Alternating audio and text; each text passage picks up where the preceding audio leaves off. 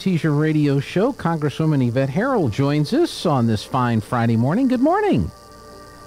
Good morning. How are you today? Well, in Artesia, we wear orange and think about football on Fridays. Yes, I've heard a rumor it might be your homecoming weekend. It is homecoming weekend, and Deming's coming into town, and I shouldn't ask you to pick a winner because I think both Deming and Artesia currently are in your district, so I wouldn't want you to get in trouble. That's right. I'm for whoever wins. That's great. Now you're from like the Ruidoso area, the mountain area. How big was high school sports and athletics? How big is it in your area, your town? Yeah. Well, I grew up in Cloudcroft, and so we were a very tiny school, and of course it was a big deal for our school. In our community, we would do the pep rallies and all of that, but not to the extent that I see in Artesia when I've been over there on a Friday, because I had the one experience where I actually made the mistake of going to Artesia on a Friday without wearing an orange jersey or an orange shirt. That never happened again, ever. And so, but what I love about going over to Artesia, especially during football season, and I know it's not just football, it's all the sports, but just the community involvement with the flags. Everybody's wearing some type of orange shirt or a Artesia high school shirt, and I think that is just such an important thing to do to not only show the kids that there is so much support for them throughout the community, but it just gets everybody involved. It's the buzz, it's what everybody's talking about, and so it was a little bit different when I was in high school. It was important for our little high school, but not to the extent you see over in Artesia and some of the other high schools. Yeah, no, it's a big deal here, and we're happy. We are happy here at KSVP to be a part of it, so that's kind of cool. Congress is off this week, but you were telling me that Congress is going back into session next week. Have they indicated, the leadership, have they indicated what they want Congress to act on in this next session? Well, what I'm very much afraid of, Gene, is that we're going to go back, because we'll be back for votes on the 13th, so Tuesday, and we'll be in session Tuesday, Wednesday, Thursday, Friday. Then we're out for the weekend. Then there's another 5 or 6 days off, and then so we're in only for the 3 weeks in the middle here of September, but not for the full 3 weeks. But what I worry about is that they're going to try to push another spending bill through, maybe an omnibus, but in that I'm hearing there would be some marriage bills. There would be possibly the pipeline that Senator Manchin promised his donors. That's why he crumpled and ended up voting for the Inflation Reduction Act, because he had promised a pipeline to somebody. And, it looks like we're afraid they're going to try to shove everything they can into these last number of bills, because they probably sense, that there's a really good chance they will not be in the majority in this 118th. And so I'm very concerned about what they're going to try to do. But right now, that's what we're hearing, that they're going to try to push up maybe a continuing resolution, keep the budget going until just after the election, which is what they'll do. And then they'll say, if we don't pass it, government's going to shut down. I don't know if that's a bad thing. I think with this inflation and with the damage that these one-party rule policies have done to the people of New Mexico and America, maybe not such a bad thing to just not have government running through more spending bills, and let's wait and see what happens in January. Well, I think a lot of people, especially in this part of the state, would agree with you on that. Unfortunately, when they do threaten these shutdowns, the only things that do get shut down are things like the national parks, veterans events. Those are the only things that get shut down. But the Social Security checks still go out, the benefit money still goes out, and then when they come back, they get all their back pay and everything as if it never happened. And so I think it's just I don't know what you think, but out here in the hinterlands, we're a little tired of that. That just needs to stop. Yeah, it does. And you bring up an interesting point. Last night I did a teletown hall with a good friend of mine, Jason Smith, who's the ranking member of the Budget Committee, and he's actually coming to New Mexico tomorrow. Actually, we're going to be in Artesia. And here's what's interesting. One of the callers on this teletown hall we did last night, she was so furious that a lot of federal agencies are still not back in their offices, still kind of working from home. It's really making a long wait for paperwork and things that our seniors need, that our veterans need. And we actually introduced a bill called the Show Up Act, compelling the federal employees to go back to work. Wow. Because, we've got tons of paperwork and filing and things that are really necessary for day-to-day life. And here's what was interesting. The woman said, she said she had a farm, and she said, if I didn't show up and work my farm or do what I'm supposed to do, take care of my responsibilities as an employee of her ranch, she said, we'd lose our farm. We wouldn't have food. We wouldn't be able to do anything. And I agreed with her. I said, I don't know people in in private sector that cannot not to go to work and then still receive a paycheck and act as though everything's great. And so I think people are very tired of this. They're growing weary of it. We see a workforce that's not in play. Every single office, every single business, every single industry is short of workforce. And that's the other $20,000 question. Where did all these workers go? It makes no sense to me. And I think they've gone to TikTok to start making money as, influencers or something, because we sure do have a lack of workforce in every single industry across the state and really across the nation. We do. And I was talking to Sylvia over at McDonald's this morning, and she says they hire people, they show up for orientation, and then they never show up again. And it's just it's a very frustrating thing. And then the other thing, you mentioned the Inflation Reduction Act and all the money, whether it's, the COVID-1, COVID-2, all these other spending bills have dumped all of this money, or are going to dump all of this money into the economy. We have super high inflation. The feds are trying to slow down economic activity by raising interest rates, but Congress and the president continue to dump money into the economy. Is anybody aware of this or paying attention to this? I guess they're not. Well, every single New Mexican, every single American that has to pay more for their goods, services, fuel, the cost of getting supplies for their children, we all feel it. We know what's going on. And it's sad, and it's just almost criminal because of this out of control and reckless spending in Washington, D.C. We've caused this. The Democrats just have caused this. It's, these bills, most of them have been partisan bills. They're not bipartisan. And they've caused this inflation. They've pushed the price of fuel at the pump high. They've increased our living, our cost of living across the board. And what's sad is because of these bad policy decisions, the feds, like you say, are trying to do what they can to try to squelch that rising inflation by raising interest rates. So now we've literally pushed more and more and more people into larger debt than they should be in because of the cost of goods and services. And now we know 1 in 6 Americans are behind on their utility bills, which is frightening because we have not even gotten into the really cold fall weather yet. And we know that I think they said 60% of Americans are now using credit cards to try to make ends meet. So they're charging more of just essentials on the credit card because they just are not having enough money in their wallet. And it's because of this inflation. The wages are not keeping up with inflation. Feds are trying to raise interest rates to help, stabilize the inflation. And Washington wants to spend more money. And I heard from some of my colleagues around the country this week that Biden is considering another $47 billion for Ukraine. And I am absolutely opposed to that. I think we need to take care of our American people first. We need to make sure that we get this inflation under control. And it's just crazy and senseless what is happening. But I fear that because we will have just a few days left in this 117th session, that we will see the Democrats try to push through as much as they can and as much spending as they can, knowing there is a very good chance they will not be in the majority in January. Yeah, no, it's frightening. And then there's the language. I saw an email, the FCC, which regulates radio, we have to pay a regulatory fee to cover the FCC's expenses every year. And I read where it was going to go up 12%. And there was some negotiating back and forth, and I think it's only going up 8%. And the headline I saw was FCC regulatory fees reduced. And I'm like, no, they're not. Yeah, because... No, they're not. They're going up, And that's part of the... Up, not as much. But that's part of the problem is the language is that our politicians, and I know you don't do this, but our politicians and our media tell us, well, they're slowing this down or this has been cut. There hasn't been any cuts. They've just cut the amount of the increase, and I think that you probably hear that when you're out in the district, at least in parts of the district anyway, how frustrated people are.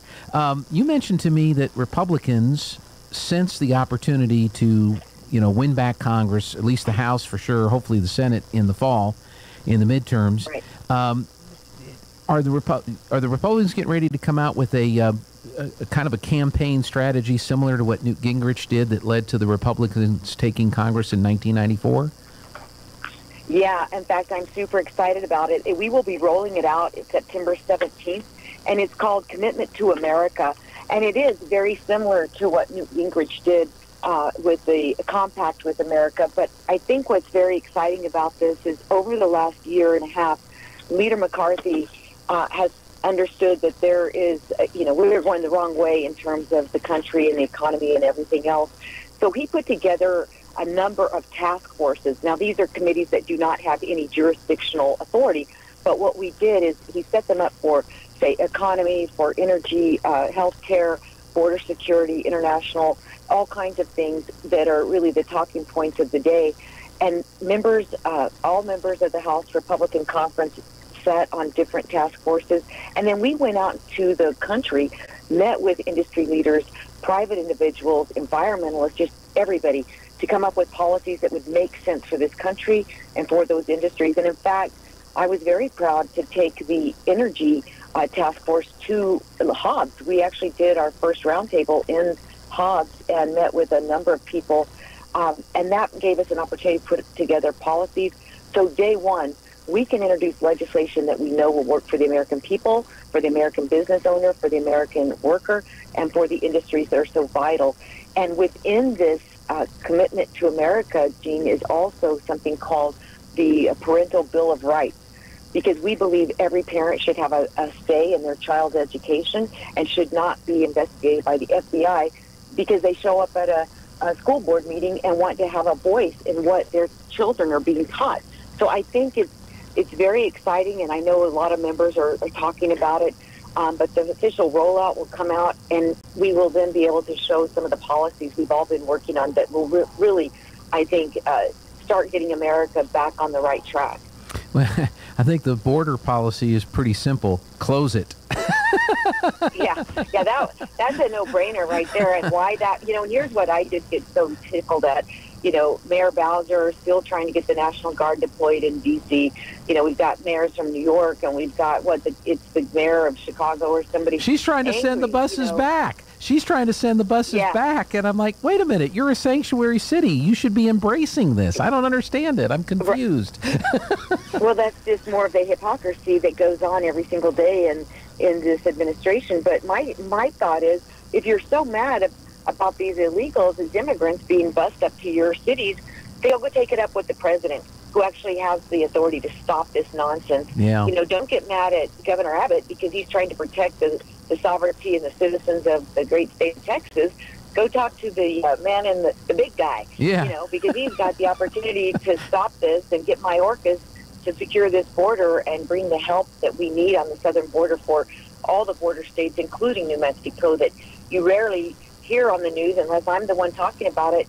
We just don't get that coverage. But I can assure you, and even talking with, Sheriff Cage and even Corey Helton over in Hobbs and law enforcement all the way up into Valencia and South Bernalillo County, they feel this, the drugs, the uptick in crime. They feel this stress because of the open porous border. Oh, it's really sad, and you see it in the bigger cities. There's a lot of crime in Albuquerque and parts of New Mexico. And it's just really frustrating. I can't imagine being a law enforcement officer today, especially in some of these communities that clearly don't support law enforcement. How do you get up every day and go do your job with that lack of support? Well, it's such an idiotic thing anyway, because safe communities, safe states, good schools, thriving economies. That's what grows the state. That's what grows the economy here. That's what makes things happen. And people are not going to run to a state that has a very high crime rate, has a horrible school rating, and then we have politicians sitting in office that want to defund our police. I mean, my opponent running against me in the 2nd Congressional District, in his own words, want to dismantle the police department over in Las Cruces. Well, that's really interesting since they're so close to the border, and Right. obviously having to work with sheriff's office and other federal agencies. Why aren't we giving these men and women the tools they need? Stop these unfunded mandates. How about we take that $47 billion they want to send to Ukraine and start giving it to our law enforcement departments around the country so that they can be equipped to keep us safe? Because everybody wants a safe neighborhood. I mean, this is what is so ridiculous. And again, more of the hypocrisy coming out of Washington, D.C., and in other areas where you have Democrats that are on a mission to ruin what is good and solid in our community, which is our law enforcement family. That's right. Maybe take some of that money and start building some prisons. One thing that just kind of popped in my mind, this was an issue you had tried to investigate earlier, and that's when the Afghan refugees were brought into this country, and you even went to Alamogordo, where some of those folks were being detained. Now we're hearing that their vetting process maybe wasn't as on the up and up as it should have been. Yeah. What have you learned about that, and is there anything being discussed there in Congress? Well, thank you so very much for bringing that up, because I know you and I talked about it in great length. And yes, I was not only at in Alamogordo at Holloman Air Force Base, but Fort Bliss. And remember, they wouldn't let me tour the base until we went to Fox News and called them out for it. And we were screaming from the top of our lungs, the vetting process is flawed. The Taliban were the ones allowing the Afghans to be loaded and deported from Afghanistan. And don't get me wrong, Gene, and we talked about it. I didn't say every single person that got to America was a bad guy. I'm just saying I think we had a responsibility to the citizens of the United States of America to ensure we knew who was coming, what role they played with that war in Afghanistan, how they helped the American Armed Services there. And now you're absolutely right. We're hearing reports coming out saying, hey, by the way, we may have let in 80 or 100,000 Afghans that really didn't go through a correct vetting process. And we know now that some of the documents were actually forged, if you will, and had disinformation put on them. And this is what cracks me up, the disinformation. It's okay if they're doing it, but when we call them out on it, of course, everything's on the up and up. And I believe that we will see repercussions from this.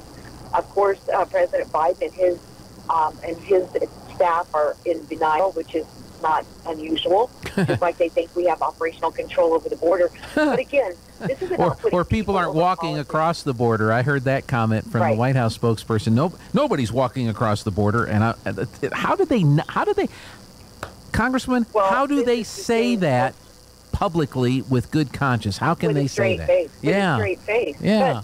But look, this is the same White House press secretary that called the Nordstrom pipeline pipeline. So everybody got a chuckle thinking, what is she just getting goods and, lingerie and nice clothes? Are they coming through the pipeline down to D.C. or what's going on? Because they're so out of touch and so inept and really do not have a clue on how they're ruining our nation because they just don't care. And quite frankly, this chaos and all this cost and all this confusion and unrest is falling straight on the backs of the American worker and the people that love this country and the veterans that served so we could have these freedoms. And, November, I really hope and pray that we are able to take the House majority and certainly the Senate majority so that we can at least start a backstop for these crazy policies and introduce legislation that we know has buy-in from industries, from individuals, from communities all over the country that could get us back on track and start building our economy and push this inflation down. Yeah. Last question for you, Congresswoman. Okay. We do have the midterms coming up, and there's so many people I talk to and hear from. I'm sure you hear the same thing. People say, "Why should I vote? It doesn't matter." They're, whatever for whatever reason, they don't feel motivated to vote. What do we need to do to convince people how important it is for people to get out and vote in November? Yeah, I get their frustration, but here's the thing. We live in a country where we have a right to do so. And if you don't want to get out and vote for yourself, then by God, get out and vote for your kids, your grandkids, or my family, or the family of the men and women that served this nation and gave their lives so that we could express and have this freedom. It is a lame excuse to feel like the vote doesn't matter, because as a person who's gone through voter integrity issues, I can assure you every single vote is going to matter. And if everybody would get up off the couch and vote, we could have less conversation about voter fraud, and we could have more celebrations in seats that we take, because these Republican votes especially are going to be the gateway to get a lot of candidates across that finish line. But it makes no sense for somebody who lives in the greatest country in the world to say they don't feel like their vote matters. I get the frustration. Believe me, I get it. But I also get the sacrifices that have been made so that we can have this opportunity and this right. And I do not want people who served in vain, lost their lives, and their families who still live today to think that those sacrifices for all for naught. We are better than that. America is stronger than that. And every single vote is going to matter. And I can tell you right now, one of my friends in Congress, Mariannette Miller Meeks, she won her House race by 6 votes. Mm-hmm. They did a recount. She won again by 6 votes. I mean, now we call her six-pack Meeks, but still, the fact that if those 6 people would have thought my vote doesn't count, we would have had a bigger margin to make up in the U.S. House of Representatives. So I think that's a real nice excuse for people to try to use, well, my vote doesn't matter. It matters to me. It matters to my family. It matters to the children that we're trying to protect from this crazy hypocrisy of a government. It matters to the future of this great nation. So I would hope people would get rid of that ideology of it doesn't matter and stop listening to the narrative driven by the progressive left. Every vote matters. If it didn't, why are the Democrats spending so much money to get voters out? Yep. Think about it. Right. Every single vote is going to tip the scale one way or the other, and that's just something we should appreciate and really embrace, because a lot of countries don't have that. And so hopefully my words of encouragement will help people just realize if it's not for yourself, then do it for your kids or grandkids or your neighbors' kids and grandkids, because they need that vote. Very good advice, and I appreciate it. Gene, just real quick, I know we're short on time, but I would submit this. The most important person on the ballot in November is not going to be Yvette Herrell or Mark Ronchetti or even Jim Townsend. It's not going to be us. It's going to be every single American and every single New Mexican, because right now you're going to vote for your communities, for your livelihood, your religious values, for the future of your children, and most importantly, for the freedoms that you enjoy right now today. That's what's on the ballot. That's what's going to be important to every single American.